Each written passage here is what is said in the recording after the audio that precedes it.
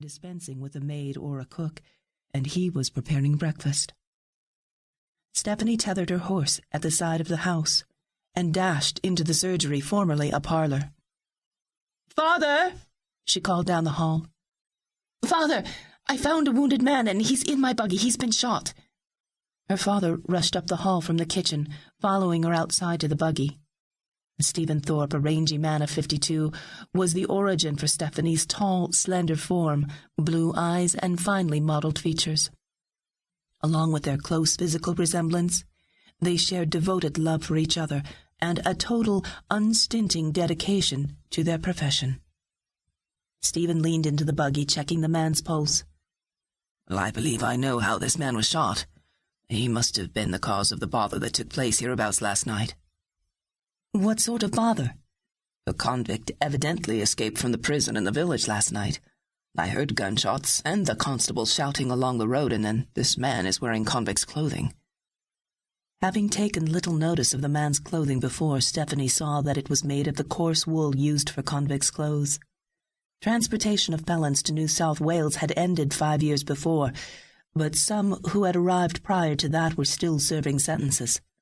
Along with local residents jailed for misdemeanors, 30 convicts were kept at a prison in the village to maintain roads and bridges in the district.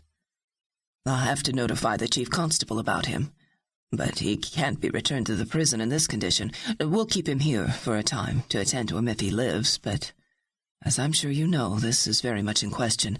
Well, let's get him inside, Stephanie." Stephen lifted the man's shoulders, and Stephanie gathering up his legs, and they carried him to a table in the surgery.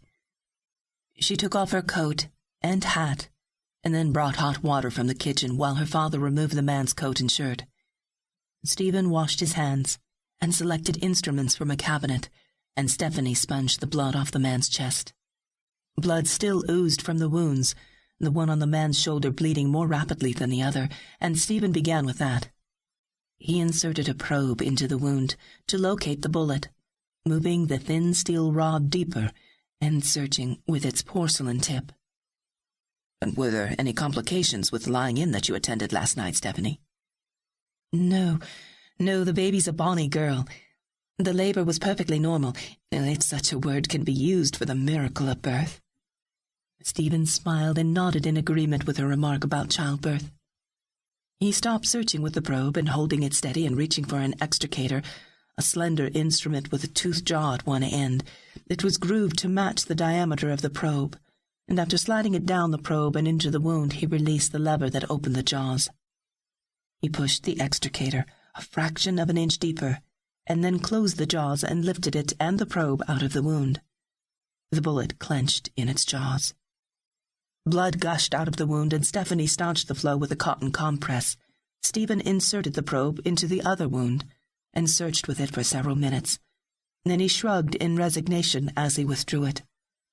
"Well, that's a very deep wound, and jabbing the probe around in it certainly isn't making it any better.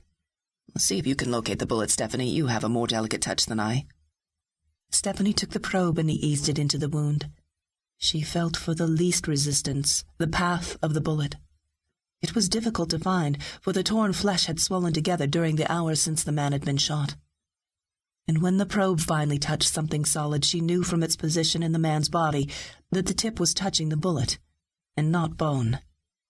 She slid the extricator down the probe and removed the bullet, Stephen placing a compress over the wound, and then they bandaged the wounds.